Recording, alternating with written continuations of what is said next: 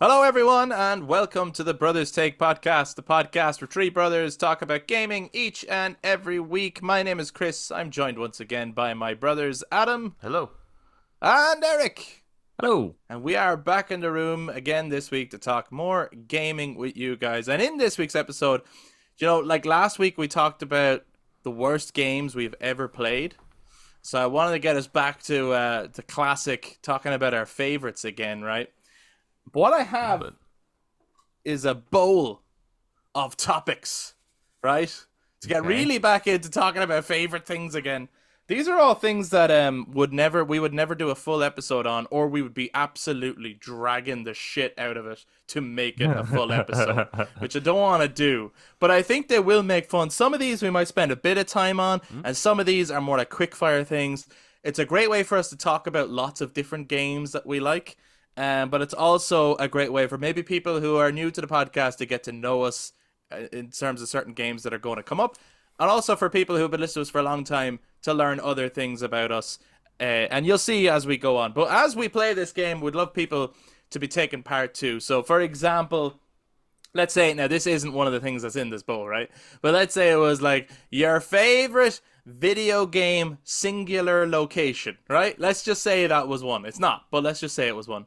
We would like people to comment down below what theirs is as they think about it. They're going, oh yeah, what is my favorite singular? As we then talk about ours. And of course, if you're watching YouTube, let us know down in the comments. And if you enjoyed this episode, please give us a thumbs up, hit subscribe, ring the notification bell for all future content. To those who listen to us on audio platforms, you can touch base on social media, Facebook, Instagram, and X at The Brothers Take, again, to give your take on what we talk about in this week's episode. And please do follow the podcast. This is more of like a fun episode. The plan isn't necessarily to get through everything in this bowl, and it's also not to spend an equal amount of time on each topic in the bowl. Some of them we might spend longer on, some of them we might zip through or be real quick fire with. And if we don't get through them all, that's okay, because we could save them for another day. But without further ado, let's get into it. So I'm gonna pull something out of the bowl here. Here we go. Okay, hold on. Put the bowl down. Put the fucking bowl down. Right, the first one's a nice juicy one, actually, that we might spend a little bit of time on. And that is, it says best boss fights. So your favorite boss fights, or what you think are the best boss fights Oh, do you have a that number? you've ever played in a game. Well, you could go with your Go top singular 50? one. I see it, no. So, how are we talking there? Your singular one, but if you want to do best some, boss fight. favorite boss fight of all time, best boss fight of all time. But if you wanted, we could do some honorable shouts. Like, there's no straight up like, you cannot say a few to this. Any come to mind? A few come to mind, but it's just like, oh, would I classify that as my favorite? Like, I think the end, MGS3. Hey. That's just that is a pretty savage and iconic boss fight. 100%. Um, There's a few from the Metal Gear series. yeah, they tend You to know have what I some mean? of the They tend to have some of the better best ones. boss fights. I think if people were commenting down below, they probably mentioned something from one of the Souls games or Bloodborne. Probably, I'd say nowadays those fights are probably really, really iconic. But True. back then, because Metal Gear is such a linear experience, having such versatility in how you take them out, and the arena was the largest, I think, in any Metal Gear game. In order to 100%. fight I them, went so- across 3 different screens. Yeah. Yeah. So yeah, I'd probably say the end. Although the boss himself, I don't find very iconic, but the fight is very. He's not that interesting. If you think of all the bosses that are in the series. Yeah, But yeah. the And people actual are, fight is- I would imagine as well, people are going to probably say Psycho Mantis down below. But I think that's more for like how it's like presented, and Well, the the way you gimmick defeat him to is pretty it, good. and the way you defeat him is so interesting. But the thing is, But like, the fight itself isn't all that Yeah. engaging. but once I find as you well, know what to do. like with Mantis or the Sorrow or whatever. Once you know the trick, that's it. Whereas so with it's the end, it's like if you come back to that, like, it doesn't matter how many times you play that. It's like you're not gonna. You may kind of learn his pattern, maybe, but you're not gonna gimmick your way out of it, though. You know what I mean? No. You have to do the fight. unless you decide to There's kill no- him before that fight, and that's one of the cool. That's true. that's Yeah, awesome, that's yeah. true. That's true. That's true. Yeah, that's a great one. Eric, Uh, favorite boss well, fight of all time, and feel free to throw out some honorable mentions if you want. an honorable mention for me actually is probably fighting Poseidon at the start of God of War 3. Oh man, Oh, yeah, that's a good Because that's call. just that is a epic. That's epic. I think it's a pretty kick-off way to start that game. Um, Yeah. Jesus, favorite boss fight. Oh, I don't like these questions. Well, I got a ton of them. Yeah. That's all this is. I don't quite That's understand all what this what's your episode is about. friction against such questions. Yeah. Okay, I tell you what. How about for you, Eric? If you want, you can replace the word favorite with just best. What's the best boss fight in gaming that you've played? That's the same thing.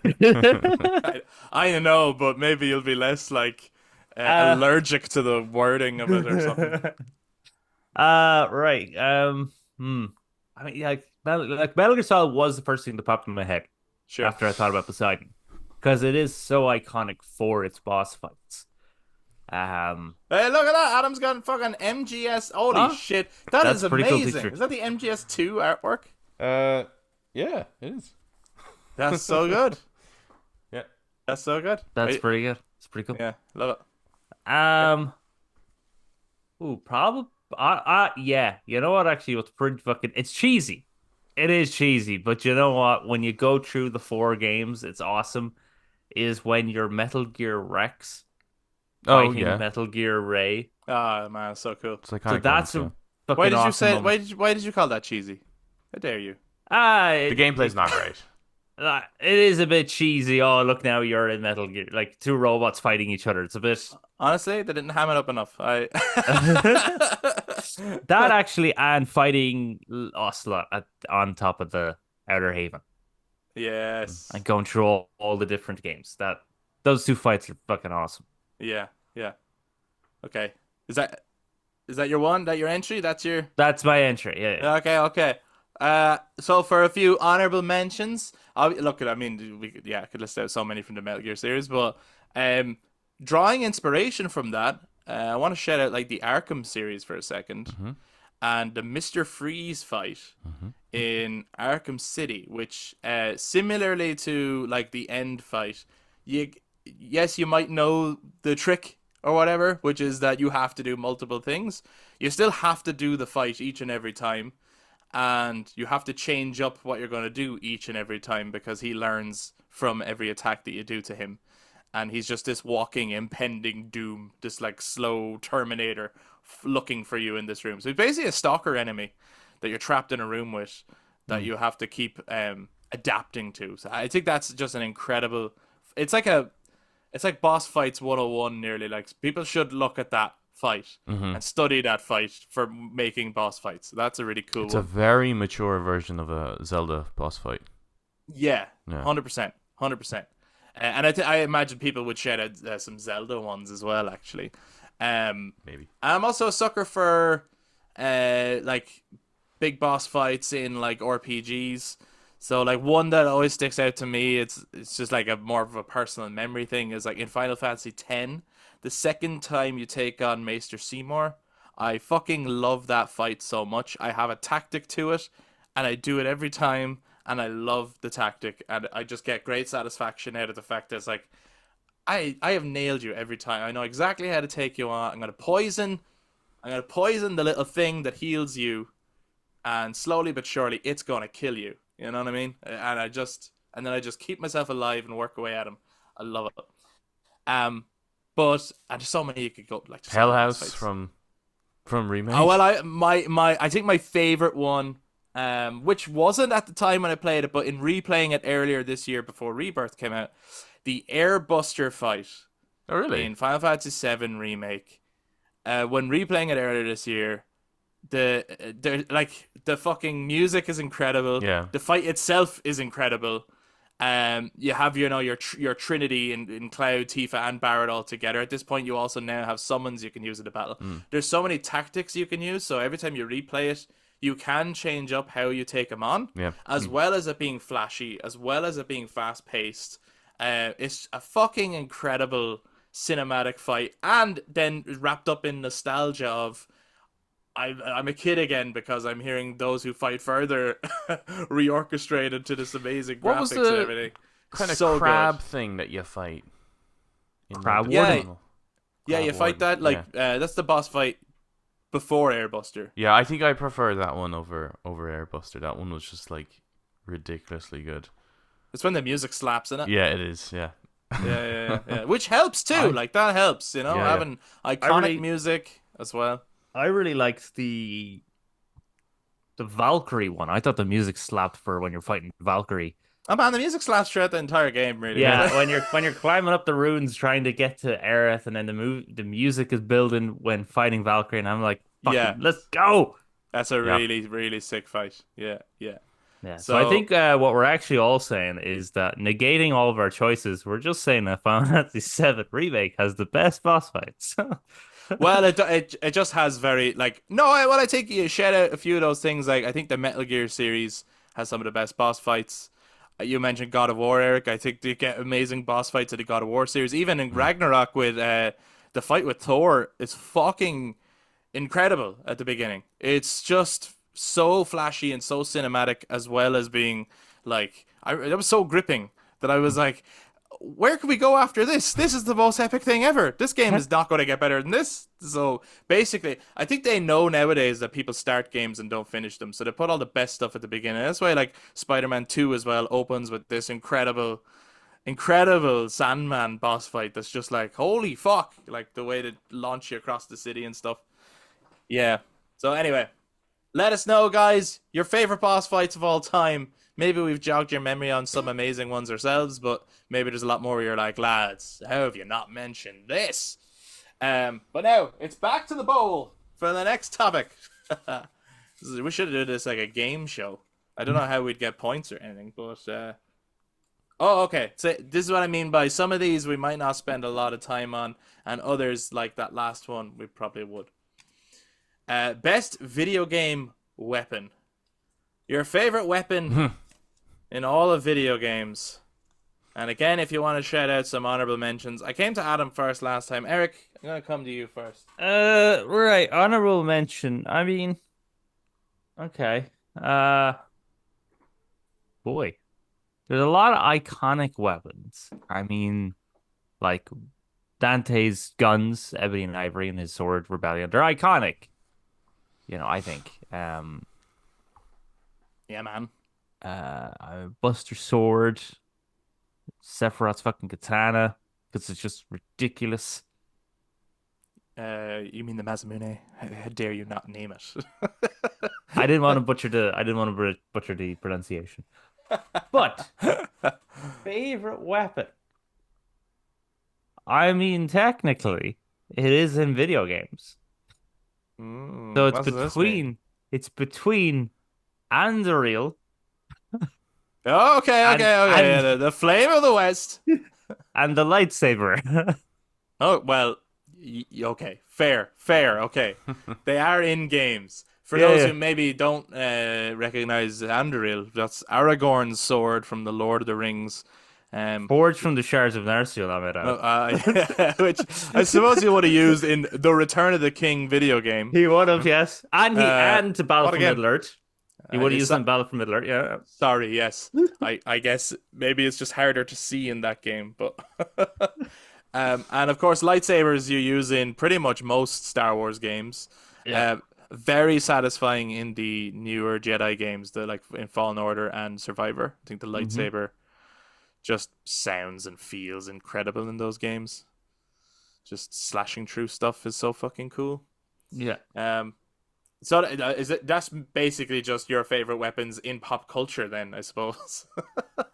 Like video games and movies. Yeah, probably. Yeah. And the I mean, katana. who doesn't want a lightsaber? Yeah, I Come know. on. It's awesome. What color? If you could have a real lightsaber, what color would you want? Blue. I'd go blue. Yeah, I'd go blue too. I'm sucker for the blue. I might go yellow. Oh, good for you, you Plo Koon prick. He doesn't have yellow. He has blue. He's Oh, In there was in Legends he I had know yellow. there was a PS1 game where he had yellow, and I thought that made him so cool. And Yeah. then Attack of the Jedi Power Clones, Battles was those called? so yeah, fuck yeah. And then and Mace Windu I think had blue in that game, so Yeah. they changed it around. Obviously, when Attack of the Clones came out, Mace Windu had purple, and I was oh fuck yeah. And then you see, and everyone's like lightsabers come out, and then Plo Koon didn't have yellow, and you're like, wait, what? I think he has blue, does he? Green? He has blue, yeah. All right, I thought it was green. Boring. Well, Is it he not might have been green? green in Attack of the Clones, and then Yeah. it's blue in the Clone Wars TV show. I think he's blue anyway. And then he just gets shot when he's in a ship in Revenge of the Sith. Poor Plo Koon. And Ki-Adi-Mundi apparently has 7 wives, so I don't know what the hell the Jedi's code is on the whole Listen, man, relationship thing. that has nothing to do with what we're talking Yeah, about. this is like a way off topic. Way to go! I don't Turning give a question into an essay. I don't give a fuck how many fucking wives Ki-Adi-Mundi has. I don't give a shit about that. Adam, what's your favorite weapon in all of video games? I'd either go with the Lancer bayonet from Gears of War. Oh yes, that's pretty Sounds good, fun yeah. as fuck. Or the BFG from Doom. Like Holy that shit, has yeah, to be the best. motherfucker. Yeah, I am a sucker for the Lancer because I think it's so cool that it's like, you know, you're shooting up shit and then you get to close quarters combat and you can change to a chainsaw. Mhm. That's And it is very just- satisfying when That's when that so hits. satisfying. Like it's amazing. So that's definitely that. That would be my favorite like gun in, Right. in all the gaming. Right. I think the Leviathan axe from God of War is super satisfying to play with. I don't want to be boring, but the answer is the Buster Sword. That's my Okay. favorite weapon in all the games. It's fun to slash with. It's iconic. It's simple in design, but it means so much. And it has just such a legacy. And if I can have that in every other game, I'd use it. Like if the Buster Sword was there, I'd use it. I'd pick it up and use it. If I could be Marcus Phoenix killing locusts with the Buster Sword, I would. I I'd tell put you the though, gun- the moment you pick up the BFG in Doom 1, Oh, I know. Yeah, It's like- it's sick. It is sick. because the whole room that you're in like is a massive room, and you pick it up, you turn around, and like there's just so many demons now filling the room, and then you Yeah. just like the thing charges up, you fire once, and it just obliterates them all, and you're just like, holy shit! It felt like back to Serious Sam. Remember like the some of the ridiculous weapons in that. I know Serious Sam is obviously trying to be Doom, but That's it's a kind of fun game, similar though, as vibe. well. That's a fun Yeah. game, yeah. It is a fun game. All right. Let me see. What's next? Right, next up we got. Haha! Like I said, these are all ones that we would never do a full episode on, or we'd be dragging it out. And this says a lot about us. Best sports game. Wii Sports. I would have to agree. Yeah, Wii Sports, yeah. I really enjoy the Wii Sports. It's a fun one. Actually, we got the Switch Sports recently. And, Is that as good? We're playing that. I don't know. I don't know if it's just that I have really fond memories of Wii Sports, or maybe if it was like because of the shape of the controller, some of it felt more natural than using the Joy-Con. Mm-hmm. So I'm not sure, but I mean, it has like the bowling and the tennis, and man, tennis took it out of me. That fucking wrecked me. And is the controller? How accurate is it? Like, cause always thought the Wii was pretty fucking good when it came to. Yeah, it motion was very gaming. good. I think I had most difficulty, but I don't know if it was the way I was positioning myself in the room or whatever. But I found golf really difficult. We played a 9-hole golf course, and I found it really hard to just get it straight where I wanted. Bowling, Ash kicked my ass at the bowling. She fucking whooped me in it. But yeah, that's just like a fun one where like if you had a few friends over, you could play it together. If Yeah. you have the family together, and at least there's a variety of things in there. So yeah, Wii Sports, that's the fucking best. Yeah. Like, come on. Hands down. There you go. That's great. We You keep see what I mean? How we wouldn't be able to do a full episode on. Let's break it down, sport by sport. All right, We could do it. We could probably do it. we could, but Jesus. I mean, think- I spent some hours in PGA Tiger Woods PGA Tour on PS1. I played some Madden, you know? I played some FIFA. Right, let's go. Next episode. I'm joking. Right, the next one. Haha. Okay. Best UI. Right, Best so UI. yeah. But this is me more. I look. Adam's like, oh yeah, no, actually, no, wait, save this. This should be a whole episode. But so for anyone who doesn't know exactly what I mean by that, it's the user interface. So basically, how the fucking screen looks as you're playing it, like where things are positioned, where bars are, or other information that's being presented to you. Yeah. So how the game actually looks to you. I do love me some MMOs where you can't see the screen because it's just fucking riddled with writing everywhere. Right. So that, yeah, I'm picking Yeah, up on the that's sarcasm there, yeah, but that's massive sarcasm. yes, that would be a UI that I don't particularly like, as an example. Yeah. For me, Hmm. the best UI. The best UI ever in all of gaming. That's what I'm asking you. Well, You're for talking me about within as you're playing, not so much Yes. like things like menus or title screen or anything like that. No. Funnily enough, that's its own topic. Yeah. But no. As you're playing. For me, it would have to be when the UI is a bit more dynamic. When it's Hey, I don't know. I don't want to know when it is. I want to know what game it is. Yeah. Name the game. well, it's all those games when the All of them. UI, all those games where the UI isn't taking over the screen. Yeah. Which So one? like Which one does it the best?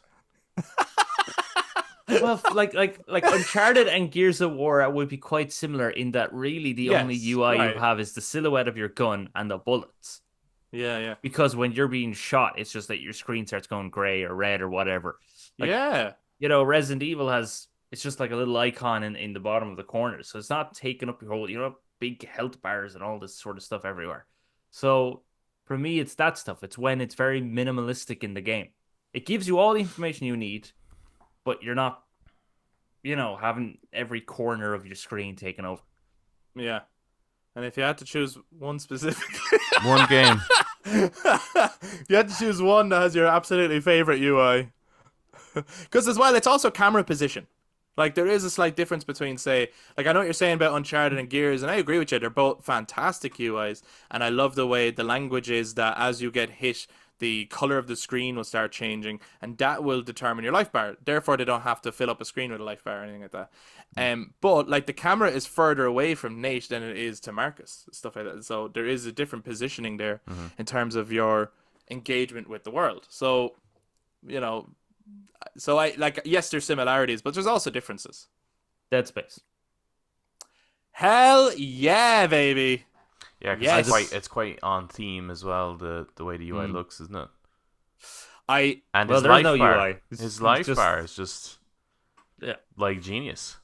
It's the most fucking genius thing ever that was ever done ever in all of life. Actually, never mind the wheel, never mind the wheel or the light bulb. The life bar in Dead Space. It's definitely a better way than doing the whole screen gets darker kind of a thing. Well, especially in that kind of game where it's already You don't need so it to get so fucking- dark. You don't need it to get any darker than it is. Yeah. It would be my answer as well, rather than like coming back to me. Yeah, Dead Space, like having the health bar on the suit, not taking up any extra screen actually, because it's already on the thing you're looking at. But that you have a great indicator as to how fucked are you and when do you need to heal, and then also, there's nothing on the screen. No. Your waypoint is you push a button and it'll come up, and if you need reminding, you can just push the button again, but it doesn't stay there. You're, opening up your menu is a little hologram that comes up. Like it is Kind absolutely, of and keeps it's you in so game. it's so immersive. Yeah. It's the best UI, but there's so many really good ones. Like like as Eric was saying, like the Uncharted series, the Gears of War series, I think the Arkham series does a good job too, and the Metal Gear series where it's like, Well, I would have said either Metal Gear Solid, Right. purely because of it doesn't really take up much, right? So you got your items and weapons on bottom corner, and then your health up along the top. But the positioning of the items and weapons is actually informing you as the player which buttons you need to access them, right? So it's going to be your shoulder buttons. So the Yeah. positioning of it is a communication as to how you actually interact with it, and you're not like, "Where's the fuck is that button?" So that one is really, and it's so iconic that no other game can do it. I know, 'cause it's strange, isn't it? That like I think if other games had done it right enough, it would have become a standard thing. But because no other game did do it, now if a game does it, it'll be a straight up copy. Yeah, You know? I'd either say that or The Last of Us. I think the way The Last of Us Yeah. manages to uh, do something that seems really clunky, which is accessing your backpack in the game to access a thing or craft something. The Hmm. way they did that flow keeps you in the moment, and you don't feel like you're going through menus. No, Um, yeah, that's true. I think that's very impressive, and I imagine that took a ton of work to get that right. Yes. And I think, a lot of people would maybe go, who cares about the UI of a game? But I like it makes a huge difference. Yeah, absolutely. Is. It's your whole engagement and interaction with a game is based on that, really. Um, Yeah. but one thing that bothers me about The Last of Us, which is more of like a gameplay thing, and again, I love that game, but the when you are high, like in cover, crouched down, and I know it was maybe to like separate themselves from Uncharted. I really wish he would hug the cover. Oh, yeah. It always feels weird to me shooting and not being. And I don't mind then that if you get hit, it pulls you out of the hug. You know what I mean? Like if he gets hit, he falls way back. And maybe that's like the risk you're taking by coming out of cover to shoot is that if you get hit, you're no longer in cover. You have to I'm get back wondering. to it. I'm wondering if they But initially did yeah, have that, but through play testing, I'm wondering if there was like almost like this extra because you're clung to the wall, but you're wanting to move away. There's almost that in the player's head, I have to like uncling myself from the wall to move away kind of moment, because in Uncharted you don't have things that you're necessarily trying to, either they're stalking sneak you up on or or yeah, like yeah. the game is a little bit different. So I'm wondering if that just removing that thing where you stick to the wall just makes the stealth mechanic just a little bit more controllable, and it's not Yeah, taking the control away from you. That'd be like, yeah. I agree. I just think that the it feels more natural, but I'm wondering if that was probably the reason through playtesting.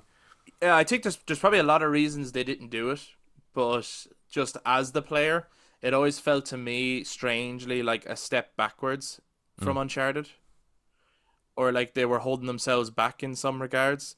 Yeah, yeah. And maybe it was to ground it a little bit and make it feel more like you are not safe, you are not an action hero. You know what I mean?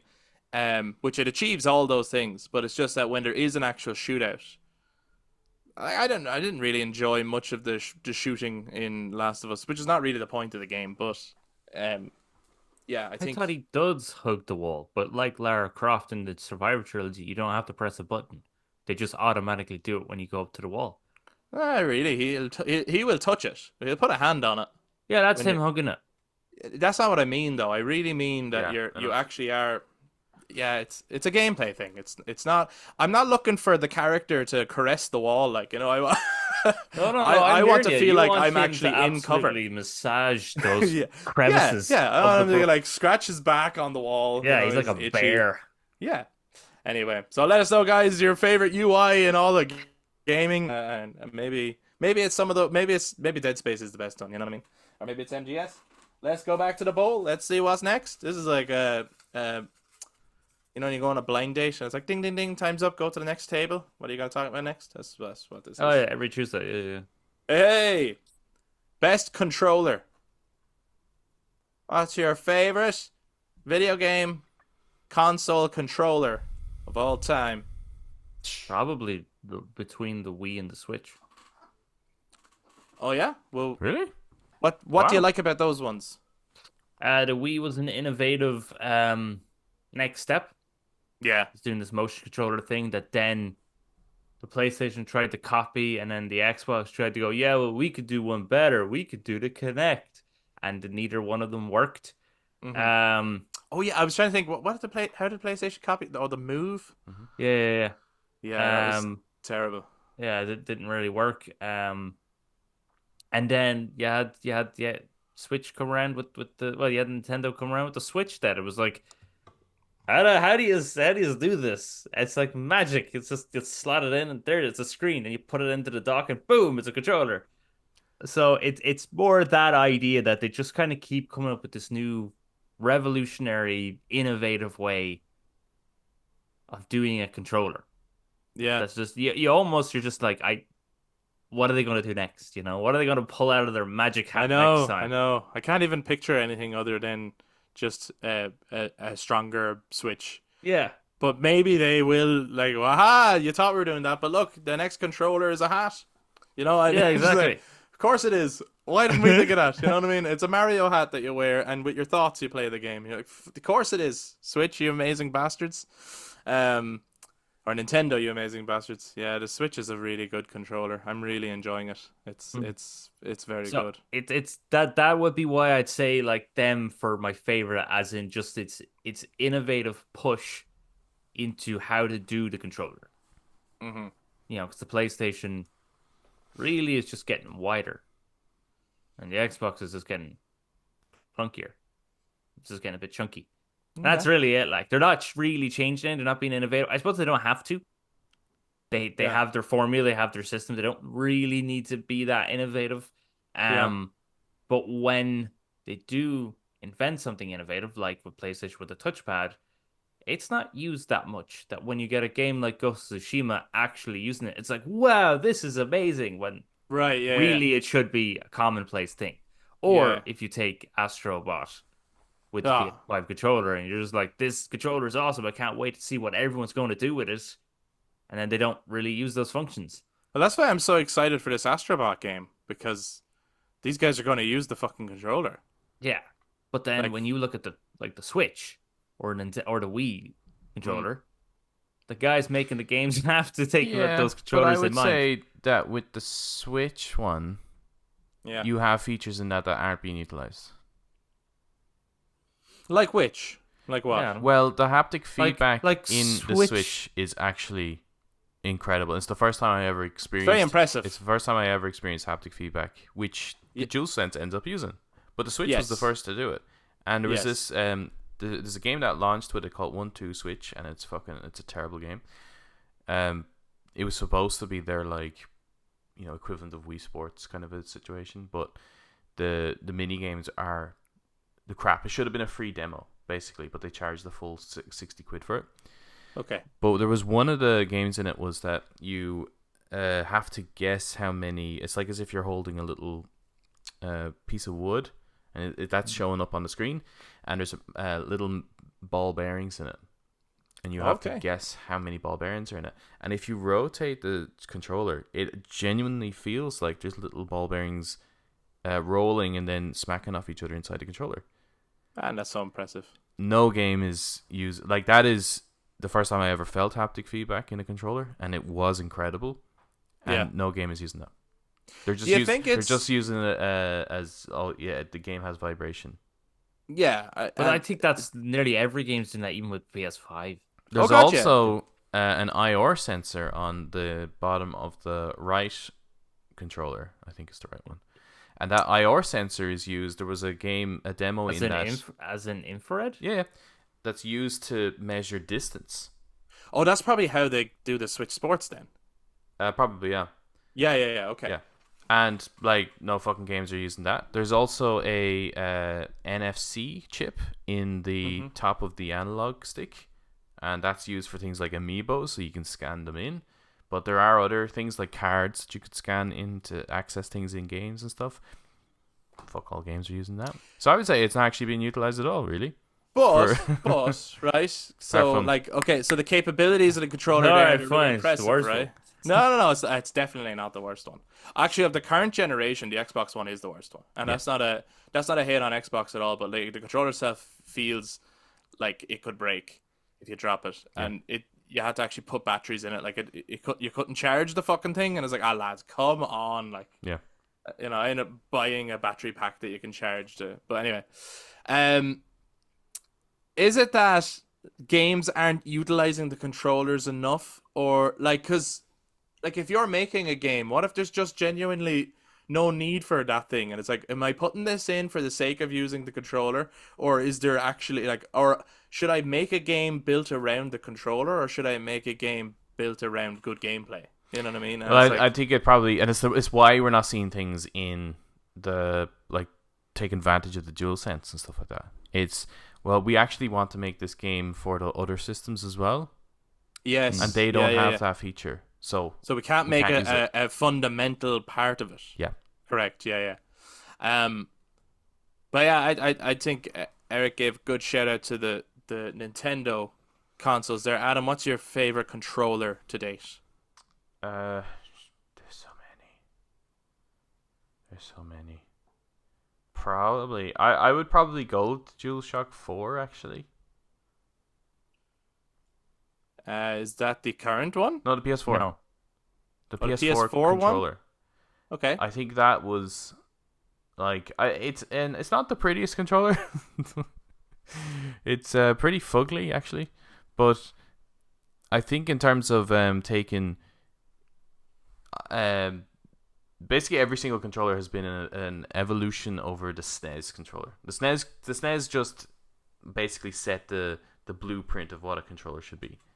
Right. And then the 360 said, well, this is how you actually make such a controller ergonomic. But then that kind of formula being developed over the years, you like the Xbox One now, it's like, there's not much more you can do, and you're now just changing for the sake of change at this point. Yes, yeah. I think the PS4 controller was the right level of this is durable enough that it could probably take a smack. It's light enough that it's not a hindrance. It's the right size that I think anyone hand size can use the thing. It has all the buttons in the right spot. It addresses some of the issues of the analog sticks that were on the previous generation. It addresses the issues with the shoulder buttons. I think the face buttons are the closest you're going to get to the SNES.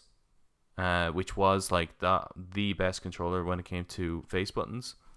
Mm-hmm. And I think anything now after that is really just we are making change for the sake of The change. sake of change. That should be the title of this episode. For the sake of change. So they're changing boss fights for the sake of change. They're changing UIs for the sake of change. For me, I'm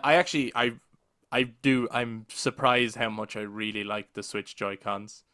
In terms of how many ways you can use them, whether it's just like the two halves on and the straps on the wrist, whether it's put them into a controller grip, whether it's using them on the handheld, and just how easy they are to bring with you, and that you can feel the haptics in them, and how small they are and how powerful they are. Like it's very impressive to me. But my personal favorite is, and not to be like give a kind of a boring answer, but it is the current DualShock for the PS5. I think it's such a comfortable controller to hold. I like the placement of everything, but I also like its capabilities in terms of like, and yes, I know not everyone's using it, but like that first time playing Astro's Playroom was just mind blowing, and it was because of it was the first time for me where I was blown away by the controller and not the console. So like I put on the console and I was like, I gotta get used to where everything is. They've changed things around again for the sake of change. And you're like, where the fuck is everything nowadays? But then playing that game and all the different ways I was interacting with that controller and my first experience of haptic feedback, I was just like, people need to play this. Like people just need to like if you get a PS5, stop what you're about to do. Don't play Miles Morales or Demon's Souls yet. Do play them afterwards, but play this first. I guarantee it's gonna blow your mind. So, and that's why I'm so excited for the Astrobot game that's coming very soon, because it's gonna be a full game of that. So fuck yeah, let's go. So that's currently my favorite, console controller. But that is as well. I have not used every single console controller that was ever made. So maybe maybe the stick was where it was at. You know what I mean? Which one I've was that used one? quite. Well, you mean just like the fighter style? Yeah. Yeah. George, yeah, that Or one. I thought you meant like an actual stick. No, that's the Wii. But yeah, or what? Remember the chainsaw controller for the GameCube? Maybe that's the best one for pure immersion. Oh yeah, yeah, Chainsaw controller? yeah. It was for You don't know about this? Resi 4. This is a Oh. real controller, shaped as a fucking chainsaw. Yeah. You could play that game with a chainsaw in your hands, Eric. That's awesome. Clearly, you haven't played Resident Evil 4 enough. You need to play it No. again, Eric, with this controller. Resident Evil 4 on GameCube. So I need to get is myself, the- yes, That's the ultimate experience. Really. experience. Yeah. So I need to get myself a GameCube, Yeah. Resident Evil 4 on the GameCube, Yes. and then get the GameCube controller with that shaped like a chainsaw. Two of those things are not too hard to achieve. It's actually cheaper to build a PC. Yeah, but yeah, but it's not nearly as rewarding. No. Um, You'd No, have to two of also those get things yourself are a fairly- CRT television just to get that, like that pure Okay, that experience. part might be that part might be a bit hard. So there's a retro gaming store opening, a much bigger one opening downtown here soon. So Eric, picking up a GameCube will be easy enough. Yeah. Picking up Resi 4 on the GameCube is also not that hard. Getting the controller, however, that'll be fucking difficult. The chainsaw one? Yeah, Yeah, that'll you be won't get that. nigh on Just get the impossible. regular GameCube controller. I'll just get so what I'll And do then is you I'll can get I'll the Twin Snakes great- and the Wind Waker, great and then you're controller off to too, by the way. you're off to a great great weekend. What I'll do is I'll I'll tell you. get the GameCube controller. Yeah, I'll buy a chainsaw. and just tape it to I'll it. just tape them together. Yeah, beautiful, beautiful. Yeah. Yeah, it might be a bit heavy though, but anyway, because it's not made for purpose. But let's move on to the next topic in the bowl. Let's see what comes out. Okay. Haha! This is like this is like what Adam was saying earlier on. It's like, what do you mean by UI? Best video game menu screen. So this is like like the startup screen. Oh, the actual title screen? Yeah, title screen. What game has like the very best like menu screen or whatever? I think some of these, by the way, they came up because I was in the middle of playing other things. A lot of them came up because I was replaying Arkham Asylum, and like I was like, man, this game has such good boss fights. Man, this game has such good UI. Man, this, like so many good things in that. But this one came up because I started Baldur's Gate 3.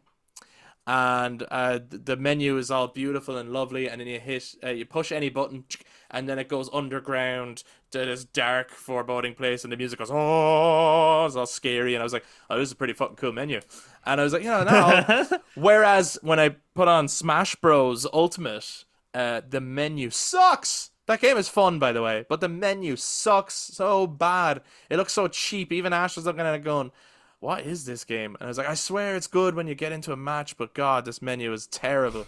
So that got me thinking about the importance of a video game menu in terms of like how does it like immerse you in the beginning? Other people are going like, this doesn't fucking matter. It fucking matters. Of course it matters. Thank you, Adam. I can do a Thank whole you, episode Adam. just on this, just discussing title screens and the importance, the build up to getting Funnily into that game. enough, some of these I was like, Eric could do a whole episode on that, but I don't think all three of us could. And other ones I was like, Adam could do a whole episode on that, but I don't think all three of us could. That's why they're taking this format. But hey, I don't want to sound like a broken record, but that's what comments are for as well. Like, but you're gonna say Metal Gear Solid. I am I going know to say you Metal are. Gear Solid, right? Go on, Metal Adam. Gear Fucking Solid. let's do is it. the first which Yeah, one? Metal Gear Solid 1. Oh, I kind of Yeah. thought Metal Gear Solid 3's was a bit more 3 engaging. is good, right? But it's the fucking music. It's the music. No, It's not that one. No, It's- it's not that. no. It is that one. It's No, the one no. I'm doing. It's not the No, best no, is yet no. to come. What the fuck are you doing? I'm That doing almost- a bum, bum, bum, Oh, right, okay. bum, bum, Yeah, it's bum. harder than that. But yeah, Yeah, I mean, I can't fucking do it. Like, I still What am I, an don't know what the acapella? fuck. I don't know what you're doing. Eric, you just sound load it like up, you're man. in Just- church. just load it up. Okay, Just I'll have to load it up. load have up, to listen- load yeah, this but shit there is a choir in it. yeah. I thought Metal Gear Solid 1 just sounded like some generic synthy espionage music. Yeah, it's Fuck great. you, it's not generic. They actually played that as the intro to Bring Me the Horizon earlier this year when I went to see them. Yeah. They had that as the open, like, so you're just standing in this room and that's playing, and our friend Corey was like sitting up in one of the tiered seating or whatever, and he just messaged me saying Metal Gear, and I was Yeah. like, thank God someone that I know for a fact someone else in the room is appreciating this, and they use the menu sounds and everything and the doo doo, when you Yeah, during stuff like that. It was it's so those good. little sounds because you don't really need much. In as far as like a title screen goes, you don't need much other than just I am now just setting up the vibe basically, like the Yes, experience that you're about to have.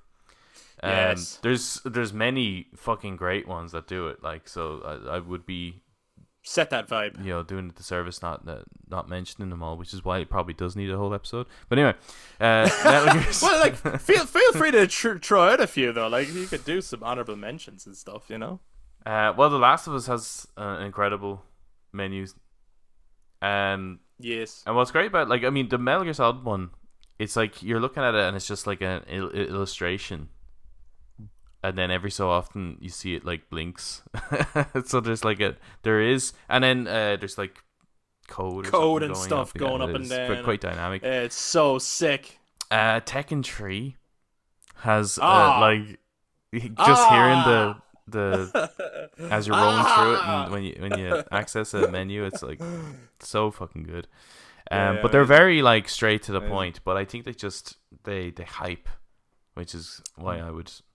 I think like the PS1, PS2 era had some just amazing like menu screens, title screens, and I think it's just because they were putting as much flavor and style into it as possible because their aspirations for these games, and I mean they made amazing games back then. They really did, some of the best ever. But their aspirations for the games were much higher than the technology was able to do. They were always like reaching higher and trying to give more, and you can see that with games as you go further on. Like Kojima was always trying the next thing, trying to go bigger than he went before. Um, so like they were taking advantage of the fact that there was limitations, I think, and so they put a lot of effort wherever they could to give as much cinematic flair as possible Mm-hmm. to give you just the best experience because they knew in their hearts that they were like, one day this gameplay will be better. Yeah, well, If you know what I mean by that. And the title screens now are like, it's almost like as if they're plagued with adverts or something. Yeah, well, there's a little bottom right hand corner of buy DLC now Yeah. or enter shop here, Or stuff like that. event, latest event coming up, or whatever the Yeah. case may be. It's just there's like too much shit now. It just feels like you're loading up a mobile game nearly. Yeah, guys, you're taking me out of the experience here, right? I Yeah, want to keep load it up simple, and just man. be like, Keep it simple. wow. Yeah. There's Yeah. a lot to be said for keeping it simple. A lot of people, it's also hard to, like, there's a lot of skill comes in that too, Mhm. where you have to get across all the information that people need to know in the simplest format. Yeah. It's only when you start, if you ever sit down, make a poster someday, right? Write out a list of all the things you need to include on that poster, and then find a way of not making that poster look like a circus poster. Do it without Do text. that. Do a poster where you get the information across Everything. with no writing. Yeah. And that's basically what we want from a title screen. Ghost Graphic of design, Tsushima, baby. Yeah. because those ones will have like, doesn't the menu kind of changes as well, doesn't it? Like as in the animation in the background changes. Probably. Yeah, it's more like the wind is kind of moving Yeah. everything as well in the background, isn't it? Which is a beautiful. The particles, I s- think, s- change. Yeah. Yeah. And obviously, when you enter Legends mode, the whole screen kind of goes like, Ah. yeah. You just Or click or it if you and- or if you ah, switch to the black and That's white sick. version, I think as well, it'll Yes, both- that yeah, changes. Yeah. It changes in the Kurosawa version. So it's Oh, very fucking simple, but it just beautiful does game. this brilliant job at like just setting up the mood. It sets the tone. That's the thing as well. The same like when you play like Mass Effect 3, for example, and your menu is just like sort of the top half of Earth's hemisphere on the bottom of the screen, and all these like meteors falling towards it, and sad music, and it very much, and then you push a button and it'll scroll down to your kind of menu. But it's very much the tone of this game is going to be sad, somber, and apocalyptic. That's what we're going for, and that's what they achieve. Like it's just so good. Eric, what's the best video game menu screen ever? I don't know the best one. One of the honorable mention I'll start with was I actually liked the Detroit Become Human one Oh, cool. Yeah. Oh yeah, Okay. because I can't remember it. it's year one, isn't it? yeah, it's your one in the This screen, and she just behaves very lifelike, and then you just have your menu. Oh And as the game yeah. goes on, She talks she'll to you. yeah, she'll talk to you, she creeps you out, and then yeah, it's awesome. She's like fucking Monica. a little Yeah, bit, yeah, yeah. Doki So doki, baby. she'll comment on things that you did throughout the game. yeah. So I think that's a Yes. really Yeah, that's cool. cool way that even when you come out of the game, you're still in the game. You're getting some of that experience, yeah. Yeah. That's nice. So I think that is a You know, nice one. you've actually because I've only ever played that game once. I enjoyed it for what it was. I didn't get as sucked into it as you did, Eric. But that is actually one of the more interesting parts of that game. Actually, is that menu, and you That just reminded character me of is it. actually one That of the whole cooler yeah, that characters in whole it. thing, yeah, and her And the doing the fact that survey witch and stuff. Yeah, it's she cool. does the survey with you, and then at the end of the game, she asks you that she feels different and can she leave? So you have to give the choice And Yeah, you'll of never whether. see her again. yeah. You know, No, This well, yeah, that version walks away, and eventually later on, another version will walk on the screen. okay, okay. Yeah, yeah. Maybe But I when should you turn it replay on a that game. couple of times, she won't be there. It'll be a blank screen. it's kind of like That's cool. remember That's cool. the tech demo, Kara. Yes, It's like as if they took the tech demo and that was them made. as well, though, wasn't it? Oh yeah, that was the That led to led to this. the Yeah. whole game. Yeah, yeah, But it's like as if they just took that and then turned that into like the menu. yeah. Eric, man, that's a great shout. I wouldn't. Thank you. Didn't Thank even you. think of that one. Another really good menu. See, I like my menus where they have something going on. So I like Metal Gear Solid 3 when it has the Snake doing his little fighting thing. You And you can change do. the camo Yeah, and you can change the patterns and colors colors. and yeah, and Yeah. I really liked that. And I liked the Interactive menus yeah, and as you said, the massive beyond one just where like clicking the yeah, buttons. that's what. So but on a nostalgia thing, Mm-hmm. going into Final Fantasy VII Remake and seeing Bruh, the dark screen bruh. and the beam of light and then just the Buster Sword. That was pretty nice. That Just was really listening to nice. music and Yeah, being yeah. like, That was super "There's tasty. nowhere else in this game you can put that music except on the menu." Makes a Mhm. lot of sense. It's lovely. Nice, I like simple. that one. It was nice. It's a good one. It's a good one. Um, I I'm trying to think of maybe ones that we haven't already said. I love the um. This is a game that a lot of people don't really talk about much, but the Arkham Origins menu, where every time you select a new option, it That's just the kind of jingle. like a, Or well, Carol they Bells. mash up Carol the Bells with the main theme. Yeah. So I always sat and let the menu play because I Yeah, it's a loved sick- the music so much. And then when you do click a button, it like flips like a comic book, Mhm. and he'll jump to the next thing, or he'll be hitting someone, or so it was quite a dynamic menu that also set the tone for the game you're about to play. I thought that was a really really cool one. I'm gonna say Uncharted 1 to 3. I thought Uncharted 4, which is an amazing game, but Uncharted 4's menu was a little bit boring in comparison, whereas Uncharted 1 to 3 with like showing the maps moving and the main team as you click into the menu, it just immediately gets you into adventure mode. Like they're just incredible. And each time when you get a new iteration of it, you're just like, fuck yeah, here we go again. It's the next Nathan Drake adventure.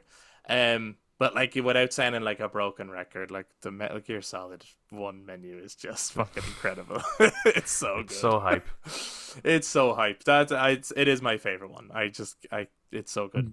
And yeah, I just like just to jump back into like my childhood. Two title sequences. I don't even have to play the game. I just have to load them up, and I'm in my zone. One is Metal Gear Solid. The other is Tomb Raider. The first one, PS1.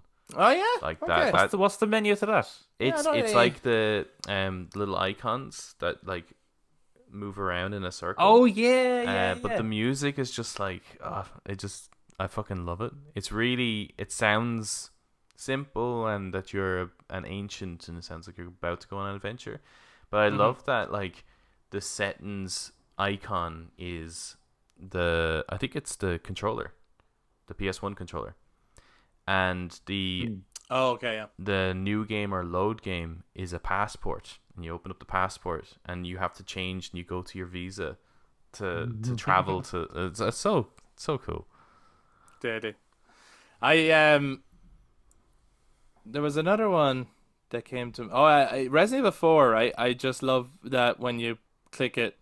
Basically, it's just that when he says Resident Evil 4, it's just sick. Yeah, that's unfortunately It's so missing in the new simple, one, but it's isn't it? sick. It Yeah. is, Yeah. yeah. Oh man, I didn't shout that out when we were doing the boss fights thing. The fucking Krauser boss fight in the remake is incredible. Just one of the best Which boss fight? fights in years. The not the knife one is good. The one on the island, Oh, cool. Okay. Okay. the one that Adam has not done. Yeah. It is spec fucking tacular. It's the best Metal Gear fight since Metal Gear Solid 3 Snake Eater. Wow. Booyah. You're hyping him too much now. Okay, shit. Don't bother. Never finished that game. Piece of garbage. Is that You better? got it. Yeah. No problem. Right, I think we got time for at least one more. But if it's a real quick one, maybe two more. But then we're gonna have to wrap it up, right? And I think this is I don't know. I've had fun doing this kind of thing. This kind of more like jumping Off through the cuff. quickfire things. And if people we're not gonna get through all of them. So there's a few more in here that maybe later on down the line we'll do kind of this kind of episode again. But if people want to add to that, like if people want to jump down in the comments, oh, you throw this in the mix. And if it's something that we think would make a full episode, we'll actually do a full episode of it. But if it's something where we think it would work this way, we can just add it into the bowl for the next time that we do it. So feel free to throw out some suggestions. So this one, okay, this might be the last one. Let's see. Best console to date. Your favorite console. No, that's a different question. What? Is it best or favorite? It's two different questions there. Not really, because if you're saying the best, it's still in your opinion. Like, maybe backed up by there's so many some factors research too, and isn't stuff like that. But there's a but lot of yeah, factors to this. see, But no. and if you think as well that no, that should be a full episode, we can skip it, hold on to it for an episode, and do another one if you want. We could If you think no, that there's a lot to that. Well, I'll let Adam decide this because Adam's more techie than I am. So I you know, would because s- he cause- yeah, all because that jargon. because oddly enough, it would be like I would say that the best on a technical level Well, he's about to answer it, so let's go. is the Series X, Wow! Holy shit, Eric, you're playing the best one. but it just doesn't have the, you know what I mean? Like it doesn't have the things to the content to back it up. I know what you mean. So You're like, it's- if all the big blockbusters that I want to play were on this console, Yeah. and if the controller had haptic feedback, this would just be because It'd everything be the else equivalent about of, it like- is fucking incredible. do you know, like if you had like a really really great there's a new format sound system or something like that, right? That doesn't take MP3s or CDs. Maybe it takes a proprietary medium, and Yeah. it actually is the best sounding thing in existence, but no one's putting their music on it. You know what I mean? It's kind of that kind of situation where it's like technically the best, Yeah, but because its capabilities are incredible. Like yeah. And I know everything on about it. a It's so quiet. I It's know so on a quiet. spec sheet, you could argue that the PS5 is better, but I just think the way it actually handles its hardware is better than what the PS5 can do. But yeah, do we mean best? So would you separate best and favorite then for you personally? Would you be like, Oh, I yeah, could yeah. say which one I think is the best, but it's not my favorite. My favorite would happen There's to three be categories. the PlayStation 1. There's- sorry, there's three Yeah. categories. There's What's the best third on one? a technical level. There's Yeah. your personal favorite, and then there's Yeah. the one you'd recommend to everyone. Okay, so give us those three. So the best, you're saying on a technical level is the Xbox Series X. I think so. Yeah. Yeah. Okay. I think my favorite on a personal level is the PlayStation 3. I knew you were going to say that. Yeah. And then the one I'd recommend, well, if it's the current ones, probably the PS5, maybe even Steam Deck. Ah, Mm. okay, fair enough. Because of the sheer amount of games. Yeah, you'll get the most bang for your buck, really. Yeah. Hmm. Yeah. Eric, do you want to answer all three of those categories that Adam has thrown out there, or are you like just look at? I think the best console is this one, and this is why. Um, I think the best console era we've had so far is the PS3 and Xbox 360 era.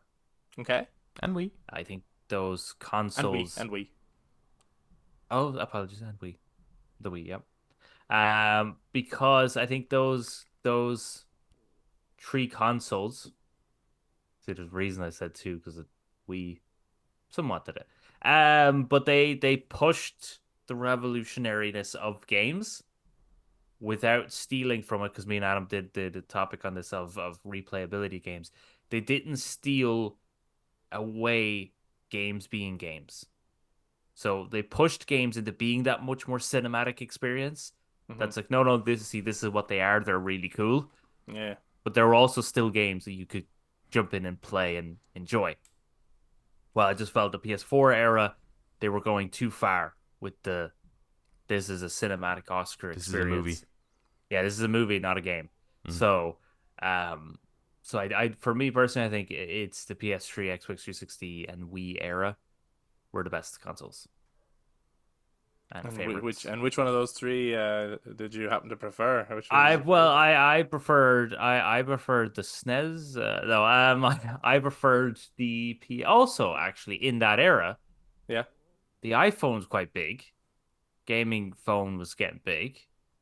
Was it? No. Yeah. It really wasn't. Well, there was this beautiful game on the iPhone, Adam, around the time. Infinity Blade. Infinity Blade trilogy. You know that. Did that was you around know? then. Because I didn't know this. I had no idea about I this. had to throw it in there at some point. Also, we got Skyrim in that generation. So we did. Yeah, He's right. yeah, So yeah. I mean that answers that. But we, I was watching a video the other day with Brandon Sanderson, the author of a couple of books written around Infinity Blade. Yeah. Well, I didn't know him for that at all. I know him as like the best-selling fantasy author in the world at the moment for writing like hundreds of fucking books. Like he's huge. Yeah. And it was a video that was like his top 10 games, and I was like, oh, I didn't know he games, so I'll have a listen to it. And he happened to throw in an offhand comment towards the end that, oh yeah, he worked on Infinity Blade, and I was like, what? I didn't know that. I had no idea. So Eric, why didn't you ever mention, or did you not know that Brandon Sanderson is like? He's like big deal. I didn't know he worked on Infinity Blade. I didn't know he was that big of a deal, and I didn't know he really worked that much on Infinity Blade. I just knew that he wrote books. I think he wrote the whole lore to it. I didn't know that. But anyway, the PS3 would probably be my favorite. Yeah, PS3. Let me think. Man, I'll tell you one thing. If the next if the next Switch is a more powerful console, that could take it. I fucking love the design and capabilities of that thing. But I'm gonna be boring and say the PS5 is my favorite console. Mainly because I love the feel of the controller in my hands. So I enjoy throwing on that one to play on it. And yeah, I just like playing games on the PS5. That's cool. A really boring answer, but it's the right answer for me. I do wish that PS3 games would play on it. That's the only thing. But you can play, most importantly, on the PS5. Skyrim. You can play Skyrim. So that all is forgiven in the world. Yeah. That is true, Eric. You're right. Okay, so yeah, those are our favorite consoles. What do you think? You want to leave it there, or do you want one last question? One more, and then we'll finish. You want one more? One more. One more. Unless this question is like really deep philosophical. No, and if it's one you don't want, you could say either skip it or save it for another time, right? Yeah. So if it's one you're like, no, not that one. Give us a different one for the last one. Okay, let me see. Best video game companion. This is not, so to distinguish then across all games, obviously, this is not like party member. Yep. This is specifically companion. So for example, like Ratchet and Clank is his companion, or like in the case of like the new God of War games, Atreus is very much Kratos' companion, or in like a game like The Last Guardian, the big creature thing is his companion. You know, very specifically where you're playing as one character, but you do have a companion character, either for a section of a game or for an entire game. Who is the best video game companion of all time? Right. So Oh. like you can't say any of the Final Fantasy characters because Yeah, because they're party members. So they're no, you party can't members. go into like the big JRPGs and stuff like that, and or like the Mass Well, Effect party or the Baldur's Gate party. Because well, yeah, no, I don't think Torgal they count. technically would be a companion, no? From Tor- 16? Torgal. Yeah, the dog. Oh, the dog. He never leaves you. It's kind of companionist. You could And make then- an and argument then- for that, but if the end of this is that he's not your favorite, then I don't Yeah. see a point. No, I was just raising the point. If the listeners maybe would like to shout out, yeah, Torgal from Final Fantasy 16 Right. is the best companion of all time. Go ahead, I don't mind. Yeah, but- see, I'm more thinking about the listeners, Sure, you know, because yeah. they might be like, "Oh, well, hold on," you know. So Yeah. I think you could make an argument for that. All right, yeah. Yeah. It's like Lulu. You can't have Lulu from Final Fantasy X, but you can have her Moogle. No, I'm joking. Don't pick that. That's stupid. right. Best companion. Can I say the horse from Ghost of Tsushima? I think it would be fair to say your horse in Ghost of Tsushima, given that you name it, it is a character and it has an arc actually in the game story.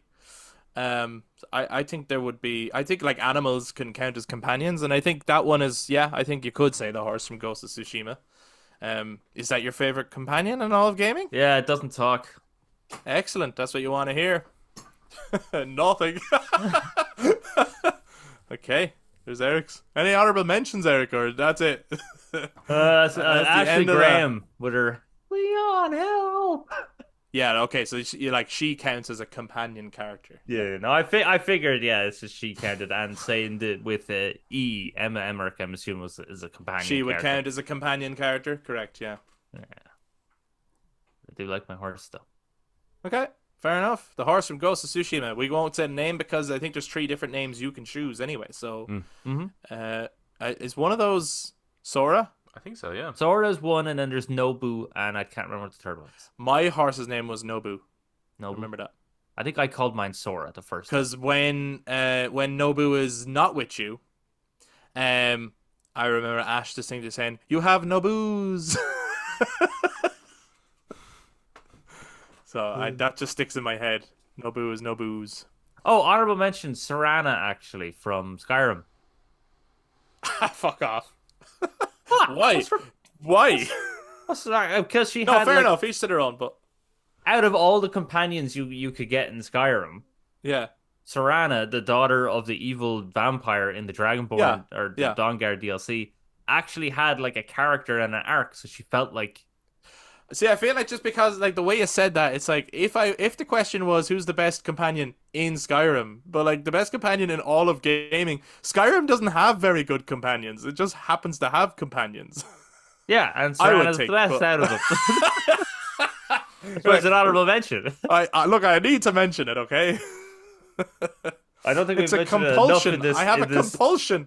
We haven't mentioned that game enough in this Yeah, episode. fair. Okay, fair enough. Adam, who's the best companion in all of gaming? I think honorable mention would be Elizabeth from Bioshock Infinite. Oh, Obviously, just She's great. The way that helps and such a key component for the story. But it has to be Ellie from Last of Us 1. it has to be Ellie from The Last of Us 1. No, Yeah. it doesn't. No, it doesn't actually. Never mind. It has to be Serena from Skyrim. Serana, man, get her name right. Ellie Fucking name out of your mouth. kind of did the impossible, which was make one of those kind of companion characters likable. And a key player as well as part of the gameplay. She actually helps you. That doesn't just get in your fucking way. Yeah, she made everyone else want to make escort games. Yeah, I mean it's because of After that, her. I mean. You get Atreus, and you get whatever the fuck comes after that as well. Yeah. Yeah. An honorable mention for me is definitely, and it's not just that they did a good job with the storytelling with Ellie as well. It's like there is a point where it crosses where they pass the torch over for a little bit, which is why I would say she does in the first game she counts as a companion because you only get to play as her for in the grand scheme of the game a short while, and then you're given right back to Joel. So he is the protagonist and she is the companion. Yep. But getting to play as her, she plays really well. She's also useful as the game progresses. She's useful in puzzles. Like she'll go and find things for you or do things for you. So she has a gameplay function too, and she's incredibly funny throughout the game and endearing. Like she's really like her dialogue lifts the game a little bit because Joel is so moody the whole time. But I gotta give a shout out to Tenzin, man. Tenzin in Uncharted 2 is one of the best companions Which in was gaming. the proof which of is the concept, inspiration that led to The Last of Us. We have Tenzin to thank for the entirety of the success of The Last of Us, and to have a character where they don't speak English, and they have to try survive together in this dangerous scenario, and just try and communicate with hand signals and things like that. And it's like it leads to great humor, but it's also like you really bond with the character through doing that. It's fucking incredible. It's definitely my favorite part of Uncharted 2, and I think it's one of the things that elevates Uncharted 2 as one of these like incredible landmark games. People often think of the train sequence, which is incredible, but the whole hiking through the mountains part is so good. So yeah, Tenzin, but Ellie takes the cake for me, or the horse from Ghost of Tsushima. I don't know why I'm laughing. It is actually a really cool companion, and actually does have a genuine story arc. I don't want to spoil it. Go play Ghost of Tsushima, and you will learn for yourself.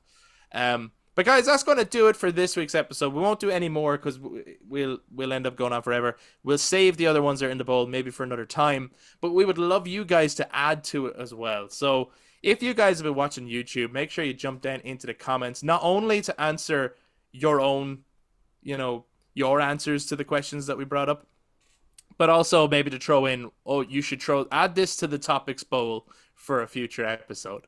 Whether it's, I don't know, like best couch co-op or best, like whatever you think should be added in. If it's one that we think we should just do a full episode on, we will. But if it's one that we think actually it would work really well in this format, we'll add it in the bowl, and at a future date, we'll do something like this again. And if you enjoyed this episode, please give us a thumbs up, hit subscribe, ring the notification bell for all future content.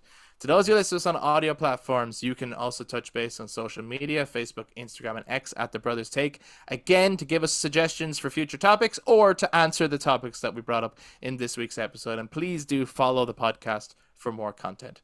Thank you so much for checking out this week's episode. We will be back to talk to you guys next time. Bye-bye. Bye-bye. Bye-bye. Also, Ellie. It is. It is indeed.